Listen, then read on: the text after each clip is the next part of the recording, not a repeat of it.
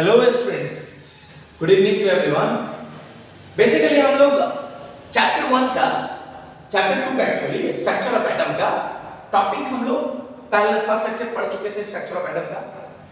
आज हम लोग स्ट्रक्चर ऑफ एटम का सेकंड लेक्चर स्टार्ट करते हैं।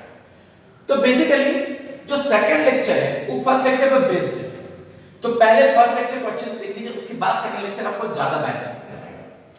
एक्चुअली सेकंड लेक्चर जो है ना वो काफी इंपॉर्टेंट है as comparison to first lecture. तो उसी तरीके से आज हम लोग स्टार्ट करते हैं आपका सेकंड लेक्चर। तो उम्मीद होंगे आप लोग अच्छे होंगे, मैं भी अच्छा हूं, आप भी अच्छे होंगे। तो इसी बेसिस पे हम लोग आज स्टार्ट करते हैं स्ट्रक्चर ऑफ एटम का क्लास 11 का लेक्चर नंबर 2, जो कि बेस्ड ऑन है आपका रदरफोर्ड मॉडल के ड्रॉबैक के ऊपर है, जो आएगा बोर्ड्स में। सबसे पहले मैं कुछ बातें आपको बता दूं, याद करा दूं क्या क्या मैंने पढ़ाया था। पहले मैंने थॉमसन मॉडल बताया था, जो एक वाटरमेलन है या प्लम पुडिंग मॉडल है, जिसमें सीड्स जो होता है वो नेगेटिव होता है और जो उसका खाने वाला पार्ट होता है वो पॉजिटिव होता है, ये बताया था। जिसमें उसमें ड्रॉबैक भी था थॉमसन का कि electron are not stationary, they are revolving around the nucleus, ये मैंने पढ़ाया था। चलिए अब रदरफोर्ड मॉडल में भी पढ़े थे हम। तो इसमें बेसिकली इसका डिस्कवरी था न्यूक्लियस का, इसका डिस्कवरी क्या था न्यूक्लियस का, और न्यूक्लियस का होता है पॉजिटिव। लेकिन इसने भी एक भूल किया था, क्या he could not explain the stability of atom. Stability of atom के ऊपर में इसने डिस्कस नहीं किया था। स्टेबिलिटी ऑफ एटम क्या है? स्टेबिलिटी ऑफ एटम मींस, बोलने का मतलब है कोई भी चार्ज पार्टिकल अगर सर्कुलर ऑर्बिट पे ऐसे घूम रहा है तो कंटीन्यूअसली उसका एनर्जी क्या हो रहा है? लॉस हो रहा है। अगर कंटीन्यूअसली एनर्जी लॉस हो रहा है तो न्यूक्लियस है पॉजिटिव, चार्ज पार्टिकल अगर मान लीजिए नेगेटिव है तो नेगेटिव और पॉजिटिव दोनों चिपक जाएगा और एटम क्या हो जाएगा? ब्लास्ट हो जाएगा। लेकिन ऐसा होता नहीं है। क्यों नहीं होता है? क्योंकि बोर्ड्स, आपको पता चलेगा कि बोर्ड्स बता देगा कि हर एक ऑर्बिट का अपना एक एनर्जी होता है। तो बोर्ड्स पढ़ने से पहले बोर्ड्स का कुछ टॉपिक को मैंने डिस्कस भी किया था लास्ट डे, इलेक्ट्रोमैग्नेटिक रेडिएशन के ऊपर में। आज मैं आपको एक टॉपिक जो है इलेक्ट्रोमैग्नेटिक रेडिएशन के ऊपर में कैरेक्टरिस्टिक्स वगैरह, वेवलेंथ, फ्रीक्वेंसी, वेव नंबर, ये सब के बारे में डिस्कस किया था। ठीक है, आज मैं आपको एक्सप्लेन करूंगा बेसिकली क्या कि drawback of electromagnetic radiation. Drawback of electromagnetic radiation क्या है सर? ड्रॉबैक समझिए क्या है ड्रॉबैक। सबसे पहले he could not explain the black body radiation, photoelectric effect, line spectrum of hydrogen atom and the effect of temperature on heat capacity of solid। याद है आपको पढ़ाया था? याद है कैरेक्टरिस्टिक्स ऑफ, या फिर मैं बोल रिपीट कर दे रहा हूं। देखो भाई, इलेक्ट्रोमैग्नेटिक रेडिएशन क्या है? when electrically charged particle moves under accelerating alternating electrical and magnetic field are generated and transmitted in form of wave called electromagnetic radiation or electromagnetic wave। in the sense, बोलने का मतलब है कि कोई भी charge particle अगर वो move कर रहा है, इन द सेंस मान लीजिए मैं ही चार्ज पार्टिकल, अगर मैं मूव करूंगा तो मेरे साइड से क्या निकलेगा? इलेक्ट्रिक फील्ड और मैग्नेटिक फील्ड निकलेगा। और वो इलेक्ट्रिक फील्ड और मैग्नेटिक फील्ड किस फॉर्म में दिखेगा आपको? वेव के फॉर्म में। किस फॉर्म में दिखेगा? वेव के फॉर्म में। मींस आप ऐसे दिमाग लगा लीजिए बेसिक कि कोई भी चार्ज पार्टिकल अगर वो मूव करता है तो उससे क्या निकलता है? इलेक्ट्रिक फील्ड और मैग्नेटिक फील्ड निकलता है। और ये इलेक्ट्रिक फील्ड और मैग्नेटिक फील्ड किस फॉर्म में होता है? वेव के फॉर्म में होता है। अब सुनिए, तो wave nature of electromagnetic radiation क्या है? वेव नेचर पढ़ रहे हैं। According to Maxwell, accelerated charge particle produce electric and magnetic field. मतलब कोई भी चार्ज पार्टिकल अगर मूव कर रहा है तो क्या प्रोड्यूस करेगा? इलेक्ट्रिक और मैग्नेटिक फील्ड। रिमेंबर, कोई भी चार्ज पार्टिकल अगर मूव कर रहा है तो क्या प्रोड्यूस करेगा? इलेक्ट्रिक फील्ड और मैग्नेटिक फील्ड। क्लास 10 में आप लोग इलेक्ट्रिसिटी पढ़े थे, वहां पर इलेक्ट्रॉन मूव करता है तो क्या प्रोड्यूस करता था सर? इलेक्ट्रिसिटी ना, याद है क्लास 10? इलेक्ट्रिसिटी। कोई भी चार्ज पार्टिकल मींस क्या? चार्ज पार्टिकल इलेक्ट्रॉन जब मूव करता था क्या प्रोड्यूस करता था? इलेक्ट्रिसिटी। और चार्ज पार्टिकल जब मूव करेगा तो इलेक्ट्रिसिटी प्रोड्यूस होगा, तो इलेक्ट्रिसिटी के साथ क्या प्रोड्यूस होगा? Magnetic field. याद होगा। जैसे आप उसको प्रैक्टिकली मैग्नेटिक फील्ड को देखना चाहते हैं तो मैं आपको एग्जांपल देता हूं, आप घर में ट्राई कर सकते हैं। आप एक कुछ नहीं, एक मैग्नेट लीजिए और मान लीजिए मेरा ये टीवी आप मैग्नेट लीजिए, एक मैग्नेट को यहां पर रखिए और ऐसे करके हल्के हल्के मूव कराइए, इधर से पिक्चर ब्लैंक होता जाएगा, इधर से पिक्चर ब्लैंक होता जाएगा। रिमेंबर, टीवी बहुत पुराना होना चाहिए। क्यों? नया टीवी होगा ना तो अगर खराब हो गया तो मम्मी मारेगी या पापा मारेंगे, इसीलिए टीवी जो होना चाहिए वो पुराना रखिएगा, या फिर ऐसा टीवी रखिएगा जो यूजलेस है, मतलब यूजफुल नहीं है। तो आप कोई मैग्नेट रखिए या मैग्नेट देखिएगा, ऑटोमेटिक ये पिक्चर गायब होता जाएगा, साउंड आएगा गायब हो जाएगा। क्यों गायब होगा? क्यों गायब होगा? क्योंकि जाहिर बात है मैग्नेटिक फील्ड जो प्रोड्यूस कर रहा होगा और ये मैग्नेटिक फील्ड दोनों एक दूसरे को क्या कर रहा है, अट्रैक्ट कर रहा है। तो जब आप मैग्नेट को ऐसे से लेके जाइएगा तो ऑटोमेटिक पिक्चर भी ऐसे से गायब होता जाएगा। प्रैक्टिकली आप देख सकते हैं। तो वही मैंने लिखा है यहाँ पर कि मैक्सवेल के अकॉर्डिंग एक्सेलरेटेड चार्ज पार्टिकल जो होगा वो प्रोड्यूस करेगा इलेक्ट्रिक फील्ड और मैग्नेटिक फील्ड। अब देखिए इलेक्ट्रिक फील्ड और मैग्नेटिक फील्ड दोनों परपेंडिकुलरली टू ईच अदर होते हैं, दोनों प्रोपगेट करते हैं परपेंडिकुलरली। अच्छा, इलेक्ट्रोमैग्नेटिक रेडिएशन के लिए कोई मीडियम का जरूरत नहीं है, मतलब वैक्यूम में भी ट्रैवल कर सकता है। कैरेक्टरिस्टिक्स मैंने बताया था, वेवलेंथ, फ्रीक्वेंसी, वेव नंबर। क्या बताया था सर? फ्रीक्वेंसी का फार्मूला क्या बताया था मैंने? याद होगा आपको फ्रीक्वेंसी का फार्मूला, वेवलेंथ का फार्मूला क्या बताया था कि फ्रीक्वेंसी जो होता है वो डायरेक्टली प्रोपोर्शनल, इनवर्सली प्रोपोर्शनल होता है किसका? लैम्डा का। मींस जितना आपका वेवलेंथ ज्यादा होगा उतना फ्रीक्वेंसी कम होगा, जितना वेवलेंथ कम होगा उतना फ्रीक्वेंसी ज्यादा होगा। पिछले वीडियो में मैंने बताया था, आप चाहे तो देख सकते हैं कि जितना वेवलेंथ ज्यादा फ्रीक्वेंसी कम, जितना वेवलेंथ कम फ्रीक्वेंसी ज्यादा। तो यही फ्रीक्वेंसी किसके बराबर होता है? ये सब रेडिएशन किसके बराबर होता है? स्पीड ऑफ लाइट के। इसलिए मैंने कांस्टेंट भी क्या लिया? c। c मतलब स्पीड ऑफ लाइट। क्या लिया मैंने? Constant speed of light. एक और था वेव नंबर। तो वेव नंबर का फार्मूला क्या होता है सर? 1/λ। वेव नंबर का फार्मूला 1/λ। ये लास्ट क्लास में मैंने आपको बताया। तो आज मैं इसके आगे स्टार्ट करता हूं कि when the electromagnetic radiation arrange in order of their increasing wavelength or decreasing frequency, the spectrum obtained is called electromagnetic spectrum। क्या है स्पेक्ट्रम? ये भी पता चलेगा आपको। स्पेक्ट्रम के बारे में आप पढ़ चुके हैं, लेकिन फिर भी मैं आपको आज बताऊंगा। अब सुनिए ड्रॉबैक्स पहले समझिए इलेक्ट्रोमैग्नेटिक रेडिएशन का, जहां से आपको आज का क्लास समझ में आएगा। It can not explain black body radiation. किसको एक्सप्लेन नहीं किया? Black body radiation. क्या एक्सप्लेन नहीं किया? Photoelectric effect. क्या एक्सप्लेन नहीं किया? The light spectrum of hydrogen atom. क्या एक्सप्लेन नहीं किया? The effect of temperature on heat capacity of solid. चार चीजों को एक्सप्लेन नहीं किया इलेक्ट्रोमैग्नेटिक रेडिएशन। कितने चीजों को सर? चार चीजों को एक्सप्लेन नहीं किया है। सबसे important black body radiation, exam में पूछता ही है what is black body radiation. दूसरा फोटोइलेक्ट्रिक इफेक्ट, एकदम कंफर्म पूछेगा photoelectric effect.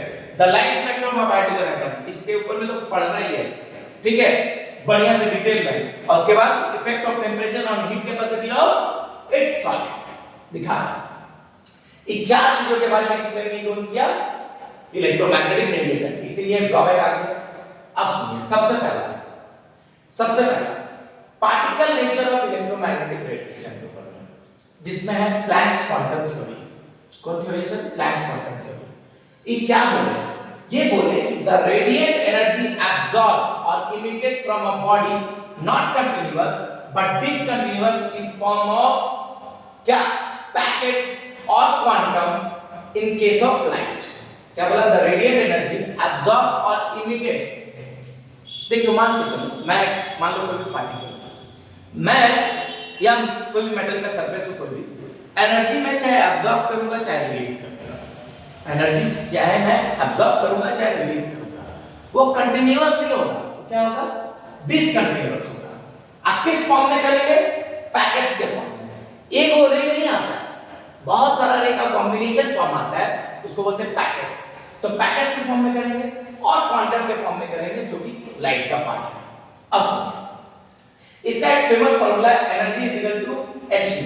Planks quantum theory से आता है। प्लैंक्स क्वांटम थ्योरी समझ गए?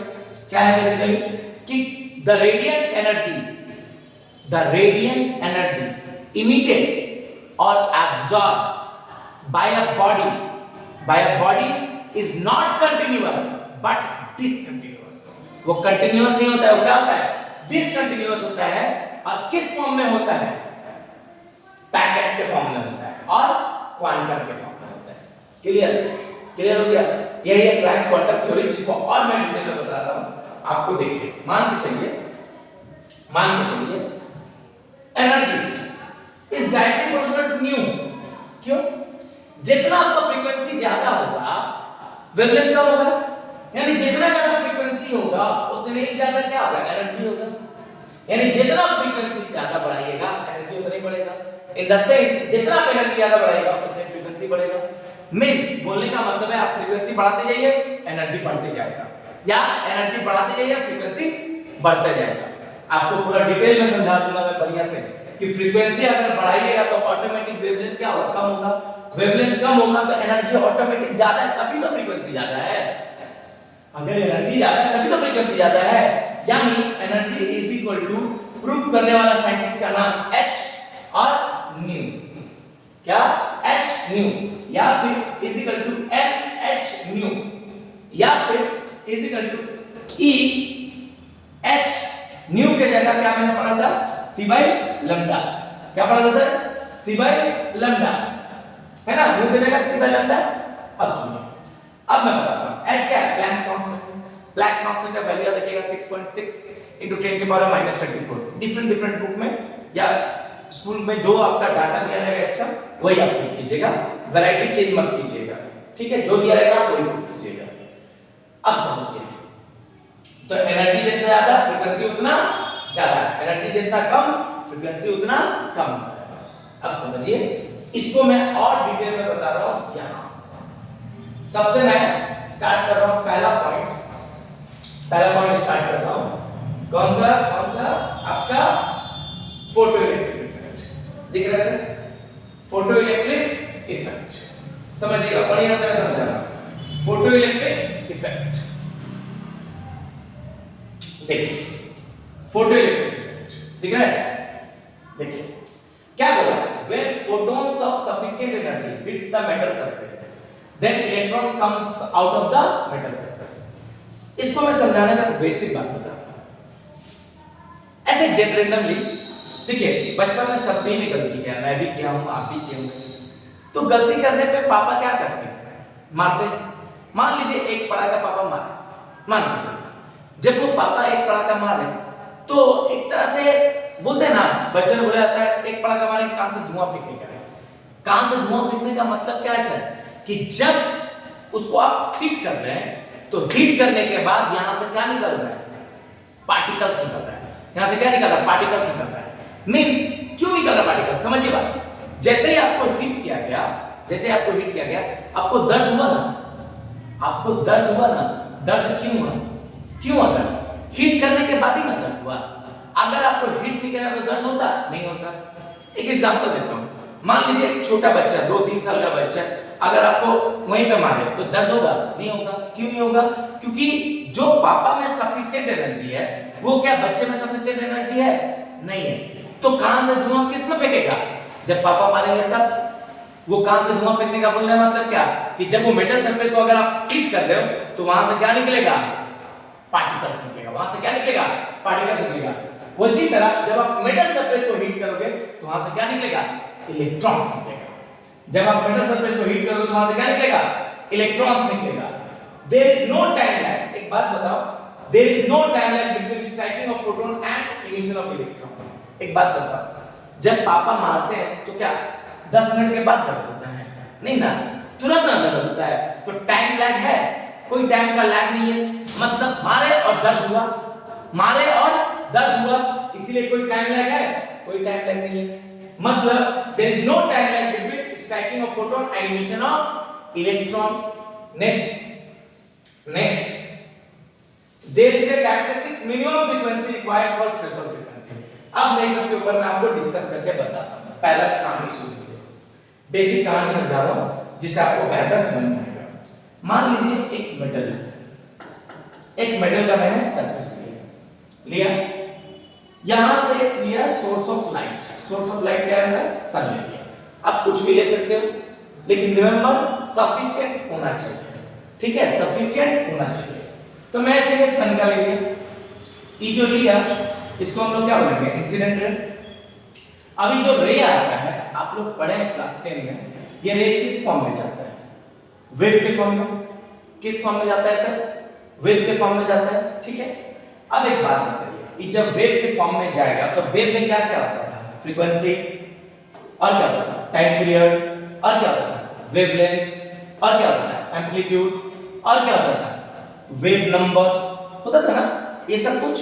तो हम लोग डिस्कस करेंगे फ्रीक्वेंसी, वेवलेंथ और वेव नंबर के ऊपर। अब सुनो, मान लीजिए आप यहां से सन का लाइट, सन का रे आप भेजे, मेटल सरफेस को हीट किया, हीट करने के बाद यहां से क्या निकला? इलेक्ट्रॉन निकला। अब बोलेगा क्यों निकला इलेक्ट्रॉन? आपको समझाता हूं। देखिए यहां मान लीजिए एक एटम है, मतलब न्यूक्लियस है, उस पे ये मैंने आपको बनाया सेल। क्या बनाया? सेल। मान लीजिए इलेक्ट्रॉन यहां पर, ठीक है। और जो सोर्स ऑफ लाइट आपको मैंने बोला सन का सोर्स ऑफ लाइट है, इसको आपने क्या किया? सन का सोर्स ऑफ लाइट को हीट किया, इससे मेटल सरफेस पे हीट हुआ। हीट होने के बाद ये इलेक्ट्रॉन एनर्जी गेन करेगा, ये इलेक्ट्रॉन एनर्जी गेन करेगा, गेन करके कहां जाएगा? अपर ऑर्बिट में, और गेन करेगा तो और अपर ऑर्बिट में, और गेन करेगा तो और अपर ऑर्बिट में, और कहां चला जाएगा? इनफाइनाइट तक जा सकता है। मींस बोलने का मतलब है अगर आप सोर्स ऑफ लाइट दिए, सन का हीट दिए, तभी तो इलेक्ट्रॉन ऊपर गया। मींस बोलने का मतलब है आप एनर्जी इस पे सप्लाई किए तभी तो इलेक्ट्रॉन निकला। बात समझना है? आप इस पे एनर्जी अप्लाई किए तभी तो इलेक्ट्रॉन निकला। अब ये जो रे आया होगा, जो रे आया होगा, उस रे में क्या होगा? फ्रीक्वेंसी होगा, वेवलेंथ होगा, वेव नंबर होगा। फ्रीक्वेंसी कब ज्यादा होगा? फ्रीक्वेंसी कब ज्यादा होगा? जब वेवलेंथ कम होगा। फ्रीक्वेंसी कब ज्यादा होगा? जब वेवलेंथ कम होगा। तो frequency actual speed of light के बराबर है, तो क्या होता है? Lambda, C by lambda. Means बोलने का मतलब है फ्रीक्वेंसी कब ज्यादा होगा? फ्रीक्वेंसी कब ज्यादा होगा? जब वेवलेंथ कम होगा। तो फ्रीक्वेंसी कब ज्यादा होगा? जब एनर्जी ज्यादा होगा। मैंने ये भी बताया energy is equal to nu, यानी फ्रीक्वेंसी कब ज्यादा होगा? जब वेवलेंथ कम होगा। फ्रीक्वेंसी कब ज्यादा होगा? जब एनर्जी ज्यादा होगा। तो जितना ज्यादा एनर्जी होगा उतनी ज्यादा इलेक्ट्रॉन निकलेगा। जितना ज्यादा एनर्जी होगा उतनी ज्यादा इलेक्ट्रॉन निकलेगा। मींस अगर मैं बोलूं, सिंपल सा एक बात बताऊं कि नॉर्मल सा कोई भी छोटा मोटा टॉर्च लीजिए, छोटा मोटा एकदम कम लाइट वाला, तो उसको आप हीट कीजिएगा मेटल सरफेस को, तो इलेक्ट्रॉन निकलेगा सर? नहीं निकलेगा, क्योंकि सफिशिएंट एनर्जी चाहिए। बात समझिए, सफिशिएंट एनर्जी चाहिए इलेक्ट्रॉन निकालने के लिए। अब एक बात समझिए, एक बात समझिए मेरे तरीके से। मान लीजिए मुझे कुछ काम करना है, तो मुझे उतना खाना मिलेगा तभी तो हम काम कर पाएंगे। अगर खाना मिलेगा ही नहीं तो हम काम कर पाएंगे? एग्जांपल देता हूं, आपको 4-5 दिन आप भूखे रह गए, ठीक है। मान लीजिए 4-5 दिन आप भूखे रह गए, तो या 2 दिन ही भूखे रह गए, एनर्जी आपका बिल्कुल नहीं है। एनर्जी बिल्कुल नहीं है तो आप काम कर पाइएगा? नहीं ना कर पाइएगा। उसी तरह यहां पर सन का रेस जब ये आया, लाइट जब लाइट आया तो सफिशिएंट एनर्जी नहीं रहेगा तो इलेक्ट्रॉन निकाल पाएगा? नहीं ना निकाल पाएगा। तो जाहिर सी बात है इस रेज में क्या क्या होना चाहिए? एक एनर्जी होना चाहिए जिसका फार्मूला क्या है? h न्यू, ठीक है। एक और फ्रीक्वेंसी जो है वो क्या होना चाहिए? c by lambda. और जो वेवलेंथ होना चाहिए, जो वेवलेंथ होना चाहिए वो फ्रीक्वेंसी का क्या होना चाहिए? इनवर्सली प्रोपोर्शनल, ऐसा c बाय लैम्डा, ठीक है। मतलब वेवलेंथ कम होगा तभी तो अच्छा है आपका। आप क्या सोचिएगा? क्या सोच रहे हैं? ये ना सोच रहे हैं कि वेवलेंथ जितना कम रखेंगे फ्रीक्वेंसी उतना ज्यादा होगा, फ्रीक्वेंसी जितना ज्यादा होगा उतनी ही ज्यादा एनर्जी होगा, उतनी ही ज्यादा एनर्जी होगा तो इलेक्ट्रॉन उतनी ही अच्छा निकलेगा। क्लियर? क्लियर ना सर? यानी हम ऐसा बोल सकते हैं याद रखने के लिए कि पापा का फ्रीक्वेंसी ज्यादा है, यानी पापा का एनर्जी ज्यादा है, यानी पापा का वेवलेंथ कम है, यानी कि उस बच्चे का एनर्जी कम है, उस बच्चे का फ्रीक्वेंसी कम है और उस बच्चे का वेवलेंथ ज्यादा है। समझारी बात ना? तो वही मैं आपको समझाया कि जितना आप इसको हीट कीजिएगा इलेक्ट्रॉन क्या होगा? ऊपर निकलेगा, इलेक्ट्रॉन मूव करेगा। इन द सेंस ऑफ आप क्या बोल सकते हैं कि अगर कोई मेटल सरफेस से हमें इलेक्ट्रॉन निकालना है तो कम से कम एनर्जी तो चाहिए। कम से कम कितना एनर्जी चाहिए? कम से कम कितना एनर्जी चाहिए? कम से कम एनर्जी बोलने का मतलब है कम से कम फ्रीक्वेंसी। तो जो कम से कम फ्रीक्वेंसी का आपको रिक्वायर्ड होगा, जिसको हम लोग क्या बोलेंगे, थ्रेशोल्ड फ्रीक्वेंसी। एग्जांपल समझाता हूं क्या है। मान लीजिए कोई भी चीज जलाते हैं, जैसे सुने होगे इग्निशन टेम्परेचर, जिसको बोलते हैं इग्निशन टेम्परेचर, सुने होगे। The minimum temperature at which a substance can be burn, मतलब सबसे कम टेम्परेचर पे कोई भी चीज जलने लगे, नहीं ना बोलते थे इग्निशन टेम्परेचर। उसी तरह मान लीजिए आप, जैसे व्हाइट फास्फोरस का आपको पता होगा 34 डिग्री सेल्सियस है, इतने डिग्री सेल्सियस में वो जलने लगता है। तो उसी तरह मान के चलिए इस मेटल सरफेस में आपका एक कम से कम फ्रीक्वेंसी होगा जो रिक्वायर्ड होगा यहां से इलेक्ट्रॉन निकालने के लिए, यहां से रिक्वायर्ड होगा इलेक्ट्रॉन निकालने के लिए। तो जितना ज्यादा एनर्जी लगाइएगा उतना ही ज्यादा यहां से क्या निकलेगा, इलेक्ट्रॉन निकलेगा। और जितना कम से कम लगाएगा कम से कम इलेक्ट्रॉन निकलेगा। तो कम से कम कितना लगाए कि इलेक्ट्रॉन निकले, कम से कम वाला को बोलते हैं थ्रेशोल्ड फ्रीक्वेंसी। याद रखिएगा इसको क्या बोलेंगे, थ्रेशोल्ड फ्रीक्वेंसी। कम से कम मतलब क्या बोलेंगे, थ्रेशोल्ड फ्रीक्वेंसी। कम से कम एनर्जी को बोलेंगे थ्रेशोल्ड एनर्जी या थ्रेशोल्ड फ्रीक्वेंसी, जिससे कोई इलेक्ट्रॉन निकलने लगे। तो अलग-अलग मेटल सरफेस को अलग-अलग चाहिए ना एनर्जी, तो इसीलिए कम से कम वाला को क्या बोलेंगे, थ्रेशोल्ड फ्रीक्वेंसी। ठीक है, समझ गए बात? अब समझिए। अब मान लिए एनर्जी लगाए तो कुछ क्या हो, अच्छे को बात करते हैं, एनर्जी क्यों लगाए, मुंह देखने के लिए, क्या एनर्जी लगाए चल रही है, नहीं ना। एनर्जी लगाए किस लिए, इलेक्ट्रॉन निकालने के लिए। अगर एनर्जी लगाने से इलेक्ट्रॉन नहीं निकलता तो मतलब बोलने का मतलब क्या, कि वर्क डन नहीं होता।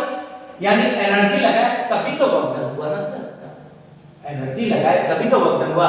तो यहां पर एक वर्क डन भी आएगा, देखिए यहां पे टॉपिक, यहां पर एक वर्क डन भी आएगा। देखिए यहां minimum energy of photon required to remove an electron. Minimum energy क्या बोला है, मिनिमम एनर्जी बोला था अभी। जैसे मिनिमम फ्रीक्वेंसी तो मिनिमम एनर्जी, फ्रीक्वेंसी कम होगा तो एनर्जी भी तो कम होगा, रिलेशन तो अभी बताया ना। तो the minimum energy required, the minimum energy of photon required to remove an electron is called work function. इसी को क्या बोलते हैं, वर्क बोलते हैं। इसी को क्या बोलते हैं, वर्क। यानी कम से कम एनर्जी लगा के क्या निकालिए, इलेक्ट्रॉन निकालिए। कम से कम एनर्जी लगा क्या निकालिए, इलेक्ट्रॉन निकालिए। तो इसका फॉर्मूला क्या है, W = h nu। W = h nu। अभी मैं इसको भी समझाता हूं, समझिएगा। देखिए W = h nu, मैं थोड़ा छोटा कर दूं कि आपको समझ में आए। W = या W is directly proportional to nu, मतलब जितना आपका कम फ्रीक्वेंसी होगा उतनी वर्क क्या होगा, कम होगा। जितना फ्रीक्वेंसी बढ़ाइएगा उतनी वर्क क्या होगा, बढ़ेगा। कॉमन सेंस लगेगा, यानी जितना आपका फ्रीक्वेंसी बढ़ेगा उतनी वर्क होगा, जितना फ्रीक्वेंसी ज्यादा उतना एनर्जी ज्यादा, उतना ज्यादा वर्क होगा। तो यानी W जो होगा वो डायरेक्टली प्रोपोर्शनल होगा किसका, थ्रेशोल्ड फ्रीक्वेंसी का।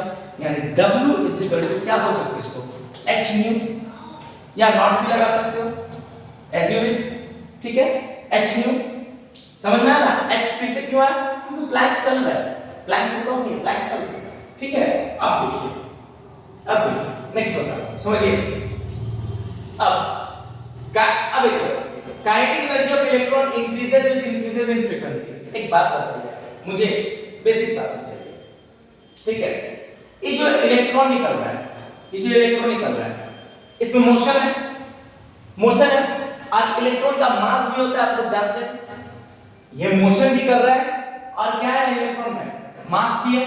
मास है तो सर इसका काइनेटिक एनर्जी होगा कि नहीं, बिल्कुल होगा, आप जानते हैं बिल्कुल होगा। तो आप एक बात बताइए कि अगर मुझे एनर्जी, किसका एनर्जी, ये लाइट का एनर्जी, रिमेंबर बार-बार समझा रहा हूं कि लाइट का एनर्जी जो आप लगाए उस पे क्या हुआ, वर्क हुआ। तो वर्क किससे पता चलेगा, आप जो इलेक्ट्रॉन निकला उसका काइनेटिक एनर्जी को जोड़ दीजिएगा, तब आपको पता चल जाएगा सर, तब आपको पता चल जाएगा। सही बोला ना जी। अब समझिए, यहां से सन से क्या निकला, लाइट के पास क्या है, एनर्जी है। यहां एनर्जी जब आप दिए हैं, इससे क्या निकल रहा है, इलेक्ट्रॉन। जब इलेक्ट्रॉन निकल रहा है यानी वर्क डन हो रहा है। जो वर्क डन हो रहा है वो किसके बराबर है, जो वर्क डन हो रहा है वो किसके बराबर है, वर्क डन किसके बराबर है? ये जो इलेक्ट्रॉन निकल रहा है वो काइनेटिक एनर्जी की तरफ मूव कर रहा है, मतलब मूव कर रहा है तो इसमें वेलोसिटी है, वेलोसिटी और इलेक्ट्रॉन में मास होता है, तो इन दोनों का कॉम्बिनेशन से ही ना एनर्जी पाएगा, यानी energy is equals to sum of work done plus kinetic energy. समझना है बेसिक समझना है क्या? एनर्जी अप्लाई किए, इलेक्ट्रॉन निकला, तो जो आप एनर्जी अप्लाई किए ठीक है, जो इलेक्ट्रॉन निकला वर्क डन, ठीक है, कितना निकला वो पता चल जाएगा, वर्क डन प्लस ये जो इलेक्ट्रॉन निकला इसमें मोशन कैसा है, मोशन कैसा है, निकलने का स्पीड क्या है, तो वो सब कुछ डिटरमाइन करेगा किससे? काइनेटिक एनर्जी से। समझना नहीं बात? समझना नहीं ना? समझ गए तो बात, बेसिक बात बोल रहा हूं, क्लियर हो गया? अच्छा अब सुनिए यहां तो यहां पर energy is equal to work done plus kinetic. अब आपको मैंने एक बेसिक सा टॉपिक समझाया, अब मैं उसको पूरा इस टॉपिक को एक बार डिटेल में समझा देता हूं। समझिए, एक मेटल का सरफेस है, छोटा सा लिख रहा हूं कि पूरा डायग्राम बना है। एक मेटल का सरफेस है, ठीक है, जो मेटल का सरफेस है उस पे आपने अप्लाई किया सन का लाइट, बेसिक बोल रहा हूं, सन का लाइट। इस सन का लाइट जो आया इसको हम लोग क्या बोलते हैं? Incident ray. क्या बोलते हैं इसको सर? इंसिडेंट रे, ठीक है। इस इंसिडेंट रे कैसे मूव करता है? Like a wave. तो इस वेव में क्या क्या होगा सर? इस वेव में फ्रीक्वेंसी होगा, इस वेव में एनर्जी होगा, इस वेव में वेवलेंथ होगा, और इस वेव में क्या होगा? वेव नंबर होगा। तो अब जब आप अप्लाई कीजिएगा इसको, तो यहां से क्या निकलेगा सर? इलेक्ट्रॉन निकलेगा। इस इलेक्ट्रॉन में क्या होगा? मास होगा, और ये जो मूव करेगा इसमें वेलोसिटी होगा, तो इसीलिए इसमें क्या हो जाएगा? Kinetic energy. क्या है? काइनेटिक एनर्जी होगा। देखिए समझ में आ रहा है क्या होगा? काइनेटिक एनर्जी होगा। तो खैर इससे फॉर्मूला क्या? सबसे पहले आप जितना ज्यादा एनर्जी अप्लाई कीजिएगा उतना ज्यादा वर्क डन होगा, यानी जितना ज्यादा एनर्जी अप्लाई कीजिएगा उतने ही ज्यादा इलेक्ट्रॉन निकलेगा, यानी जितना ज्यादा एनर्जी अप्लाई कीजिएगा उतनी ही ज्यादा फ्रीक्वेंसी होगा, यानी एनर्जी, पहला फॉर्मूला डिराइव कर रहा हूं, यानी हम बोल सकते हैं पहला फॉर्मूला कि energy is directly proportional to nu. Energy is directly proportional to nu मतलब फ्रीक्वेंसी का डायरेक्टली प्रोपोर्शनल है, यानी energy is equal to h nu. ठीक है, पहला फॉर्मूला क्लियर? या फिर energy is equal to h c by lambda. Box बना लीजिएगा सर, बॉक्स बना लीजिएगा, इससे आपको इजी होगा। फिर energy is equal to h c by lambda, क्योंकि एक फोटोन तो नहीं निकलेगा, एक इलेक्ट्रॉन तो नहीं निकलेगा, बहुत सारा निकलेगा, बहुत सारा निकलेगा, तो इसलिए n। एक फॉर्मूला क्लियर। दूसरा एनर्जी का, एनर्जी जो निकला वो वर्क डन के बराबर होगा, और उसमें क्या आ जाएगा? हाफ इनटू mv स्क्वायर, मतलब काइनेटिक एनर्जी के बराबर आएगा सर। सफिक्स में इलेक्ट्रॉन दे दिया। क्लियर? क्लियर है? अच्छा, एक और यहां पर न्यू इज इक्वल टू क्या हो जाता है? आप लोग पढ़े हैं c by लैम्डा, मैंने बताया था कि लैम्डा जितना ज्यादा फ्रीक्वेंसी उतना कम। फिर बात क्या पढ़े थे? Wave number is equal to 1 by lambda. सही है, wave number is equal to 1 by। ये बेसिक फार्मूला है सर, ये बेसिक फार्मूला है, समझिएगा। ये बेसिक फार्मूला जिससे आप कोई भी न्यूमेरिकल को डील कर सकते हैं। अभी एक बात बताइए, यानी आपको ये समझ में आया? That is photo electric effect, इसी को बोलते हैं फोटो इलेक्ट्रिक इफेक्ट। नहीं, सिंपल सा बात बता रहे हैं, सिंपल सा बात बता रहे हैं। एक चीज आपको क्लास 7 में पढ़े होंगे, याद होगा तो मैं बता रहा हूं क्या है। मान लीजिए दो चीज है, ये एक एबोनाइट रॉड है, एक सिंक रॉड है। मान लीजिए इसको रब किए, ऐसा रब किए, रब करने के बाद इससे क्या निकलता है? हीट निकलता है। तो आपको क्लास 7 में पढ़ाया था कि जब दो चीजों को रब किया जाता है तो चार्ज प्रोड्यूस होता है, बोला गया था। रब किया जाता है तो क्या प्रोड्यूस करता है? चार्ज। तो चार्ज कैसे प्रोड्यूस होगा? हीट होने के बाद। तो उसी तरह सरफेस जो सन है वो आप मेटल सरफेस पे हीट किए तो क्या प्रोड्यूस होगा? चार्ज। वही चार्ज क्या है? इलेक्ट्रॉन है। वही चार्ज क्या है? इलेक्ट्रॉन है। मींस जो आप रब करते हैं तो क्या प्रोड्यूस होता था, चार्ज प्रोड्यूस होता था ना, तो यहां पर भी क्या प्रोड्यूस होता है, चार्ज प्रोड्यूस होता है, दैट इज इलेक्ट्रॉन निकल रहा है बाहर। क्या निकल रहा है, इलेक्ट्रॉन बाहर निकल रहा है। तो इसी को और एक बेसिक बोला जाता है amount of energy required to remove an electron from an outer shell, that is called ionisation energy. आप जो एनर्जी अप्लाई कर रहे हो इलेक्ट्रॉन निकालने के लिए, इसी को ना बोलेंगे आयोनाइजेशन एनर्जी। आयोनाइजेशन एनर्जी क्या था, amount of energy required to remove an electron from an outer cell is called ionization energy। तो यहाँ पर जो सन का लाइट इस पर पड़ रहा है यानी एनर्जी पड़ रहा है, एनर्जी से क्या हो रहा है, इलेक्ट्रॉन निकल रहा है। जो इलेक्ट्रॉन निकल रहा है, क्या निकल रहा है, क्यों निकल रहा है, एनर्जी अप्लाई करने के बाद ना। अब समझे पूरा कहानी कि जब आप कोई सरफेस पे हिट कीजिएगा, कोई सरफेस पे आप हिट कीजिएगा तो हिट करने के बाद उससे क्या निकलता है, चार्ज निकलता है, उससे क्या निकलता है, इलेक्ट्रॉन निकलता है। और यही इलेक्ट्रॉन किस फॉर्म में मूव करता है, इलेक्ट्रोमैग्नेटिक वेव के फॉर्म में। किस फॉर्म में मूव करता है, इलेक्ट्रोमैग्नेटिक वेव के फॉर्म में। अब इसमें वैरायटी ऑफ क्वेश्चन मैं आपको मेरे पास है जो आपको मैं करा सकता हूं। देखिए क्वेश्चन क्या है, एक दो क्वेश्चन नहीं है, बहुत क्वेश्चन है। देखिए सबसे पहले मान लीजिए एक क्वेश्चन, अच्छा ये तो कल कराया गया था, एक दो क्वेश्चन, ठीक है, एक छोटा क्वेश्चन।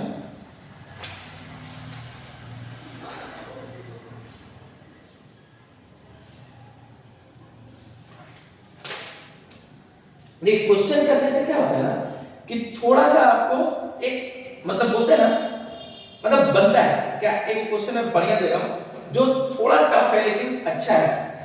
देखिए पहला क्वेश्चन क्या है, व्हेन लाइट ऑफ, लिखा हुआ क्वेश्चन लिखा हुआ है, when light of 470 nanometre fall on the surface of potassium. मान लीजिए एक पोटेशियम का मेटल है, किसका मेटल से, पोटेशियम, ठीक है। व्हेन लाइट ऑफ 470 नैनोमीटर, कितना nanometre sir, 470, lambda is equal to 470 nanometre, सही लिख रहा हूं, 470 nanometre fall on the surface of potassium metal, electron emitted with the velocity of, यहां से इलेक्ट्रॉन निकल रहा है जिसका वेलोसिटी दिया है सर, कितना वेलोसिटी दिया है 6.4 into 10 to the power 4 metre पर सेकंड। याद रहेगा, क्वेश्चन समझिएगा। What is the minimum energy required to remove an electron?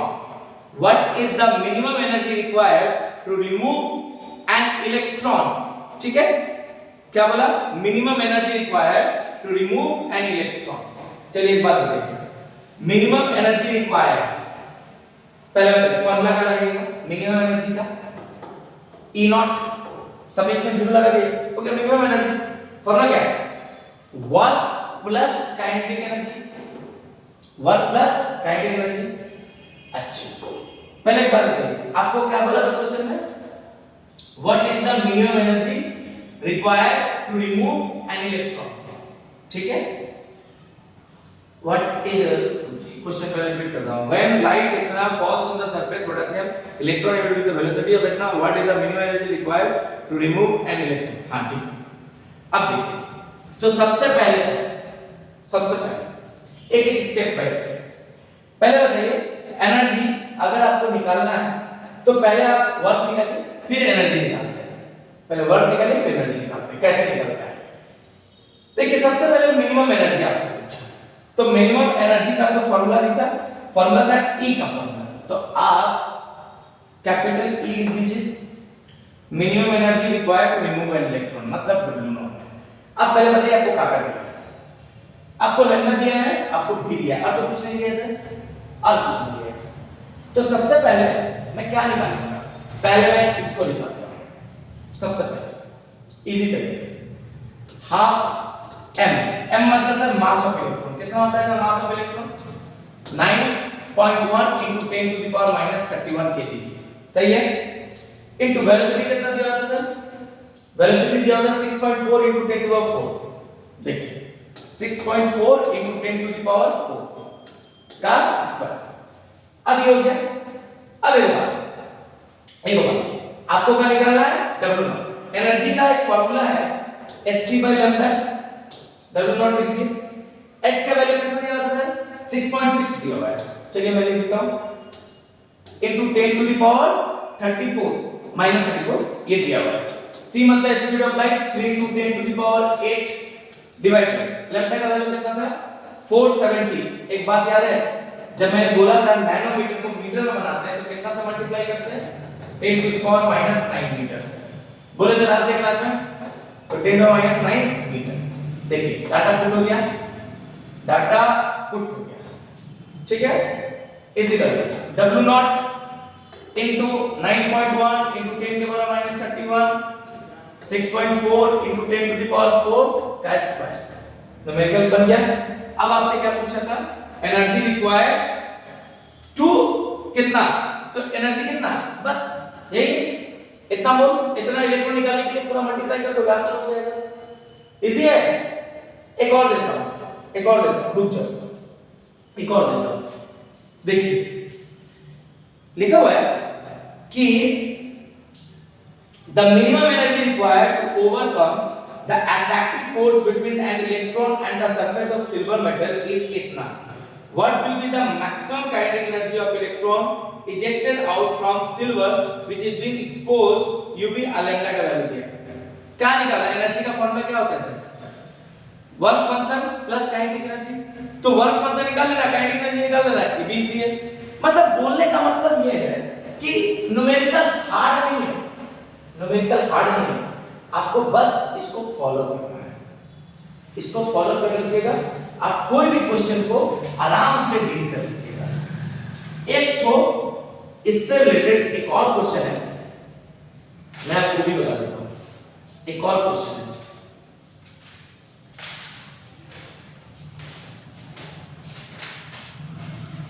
एक और क्वेश्चन, मान के चलिए एक दिया हुआ है क्या कि दिया हुआ है वेवलेंथ दिया हुआ है लैम्डा 480 नैनोमीटर। क्या दिया हुआ, 480 नैनोमीटर। आपसे कैलकुलेट करने बोला है क्या, कंपेयर द एनर्जी, नहीं क्या बोला है, calculate the frequency and wavelength. क्या कैलकुलेट करने बोला है, फ्रीक्वेंसी और वेवलेंथ। पहले बात, फ्रीक्वेंसी का formula sir C by lambda. चलिए बताइए, C का जगह 3 into 10 to the power 8 metre पर सेकंड, ठीक है। लैम्डा बैठाना है, लैम्डा आपको बताया था कि 480 नैनोमीटर को मीटर बनाने के लिए 10 to the -9 मीटर, तो यहां पर लैम्डा का वैल्यू बैठा दिया 480 into 10 to the -9 मीटर। काट टूट के निकल जाएगा, फ्रीक्वेंसी रेडी, क्लियर। अब क्या बोला है, वो वेव नंबर का फार्मूला क्या होता है सर, 1 by लैम्डा, याद है ना सर, ये सब बेसिक बात है, 1 by लैम्डा। तो 1 लैम्डा का वैल्यू बोलिए, लैम्डा का वैल्यू देखिए 480 into 10 to the power -9 metre. चलिए इसके वैल्यू निकल गया, तो आराम से आप इसको घर में कैलकुलेट करके बना सकते हैं न्यूमेरिकल, बहुत इजी है। अगर कोई न्यूमेरिकल नहीं बनेगा ना, आप मुझे कमेंट कीजिए, मैं आपको न्यूमेरिकल बता दूंगा। लेकिन मैंने आपको उतने न्यूमेरिकल कराया जितना आपको समझ में आ जाएगा, और आप दूसरा भी कोई न्यूमेरिकल कीजिएगा वो भी आपको समझ में आ जाएगा। मैं आपको सब नहीं कराया क्योंकि वीडियो लंबा हो जाएगा, इसलिए मैंने सब नहीं कराया। अगर आपसे कोई क्वेश्चन नहीं बन रहा है, कोई क्वेश्चन नहीं बन रहा है, तो पहले इसको फोटो आराम से आप ले लीजिए। ये फोटो अगर बढ़िया से आप ले लिए, तो अगर कोई न्यूमेरिकल नहीं बनेगा, आप मुझे कमेंट करके वो कमेंट में न्यूमेरिकल लिखिए, मैं आपको न्यूमेरिकल बताऊंगा कि न्यूमेरिकल कैसे बनेगा। तो टाइम ज्यादा हो जाता है, इसीलिए मैंने न्यूमेरिकल यहां पर आपको वेवलेंथ का एनर्जी का भी न्यूमेरिकल लिखवाया, जो इजी था, डायग्राम बना के करना, जिससे कभी गलती ना हो। आपको क्वेश्चन पहले समझ में आना चाहिए, तभी आप न्यूमेरिकल लिख कर पाओगे। हां, इसमें लेंथी टाइम किसमें जाता है सर, कैलकुलेशन में। ये सब कैलकुलेटर अलाउड नहीं है, कैलकुलेशन में टाइम जाता है। तो आप अभी से ना कैलकुलेशन प्रैक्टिस कीजिए। बहुत लोग जानते हो क्या करते हैं, कैलकुलेटर यूज करते हैं, आज कर लीजिए, लेकिन एग्जाम टाइम में क्या कीजिएगा, तो स्पीड आप अभी से ना बनाइएगा सर। अभी सर क्या कर रहे हैं, मतलब जैसे ही वीडियो को पॉज मार रहे हैं, बैक कर रहे हैं, तुरंत जाके वहां पर कैलकुलेटर ओपन किए, कैलकुलेटर में सर्च किए, मतलब लगाए, डाटा बैठाए, आंसर निकाल दिया। ऐसे नहीं होगा, ऐसे जेई नीट नहीं निकलता है, ऐसे जेई नीट नहीं निकलता है। पता चला कैलकुलेशन में टाइम पार हो गया। आपको क्या करना होगा, स्पीड बढ़ाना होगा कैलकुलेशन के लिए। आप स्पीड तभी बढ़ा पाइएगा जब कैलकुलेटर यूज करना छोड़ दीजिएगा। मानता हूं अगर अभी टाइम ज्यादा लग रहा है लेकिन धीरे धीरे वो टाइम कम लगते जाएगा। जैसे कि सब प्रैक्टिकल में बताता हूं। आज का एक छोटा सा बेसिक बात है कि बचपन में आप एबीसीडी कितने बार पढ़े होंगे? कितने बार? गिनती नहीं है, कितने बार पढ़े ना? इसीलिए आज तक एबीसीडी आप बोलते हैं। पढ़ाई किया हुआ क्लास 2 का पढ़ाई भूल गए, क्लास 5 का कुछ क्वेश्चन भूल गए, क्लास 10 का कुछ आंसर भूल गए, लेकिन एबीसीडी अभी तक भूले? 1 to काउंटिंग भूले? नहीं भूले। क्यों? क्योंकि बार बार आप उसको लिख रहे हैं। आप नींद में भी उसको बोल सकते हैं, आपके पास इतना क्वालिटी आ गया। तो बोलने का मतलब क्या है कि अगर आप कोई चीज को प्रैक्टिस कीजिएगा ना तो वो आपको बिल्डअप करेगा, बूस्टर मारेगा। ये नहीं कि कैलकुलेटर खोले और बैठाए फटफट और आंसर निकाल के लिख दिए, हाँ मेरा बन गया। गलती मत कीजिए, जेन्युइन बता रहा हूं, गलती मत कीजिए। ऐसे जेई नहीं निकलने वाला। जेई निकालने के लिए ना या नीट निकालने के लिए ना कैलकुलेशन बढ़ाना होगा, क्योंकि टाइम कम है, कैलकुलेशन फास्ट करना होगा। वहां पर भी सब देगा, क्या कीजिएगा?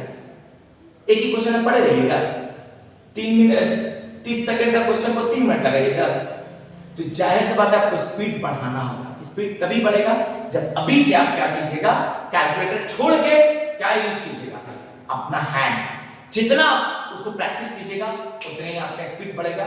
और एक समय जब ऐसा आएगा कि एग्जाम आते आते ना आप देख के बोल दीजिएगा, ओ इसका आंसर तो ये होने वाला है, इसका तो ऐसे बनेगा, इतना आएगा डाटा, ये आपका स्पीड बन जाएगा। तो वो बनाइए, ठीक है। खैर आज के लिए बस इतना ही।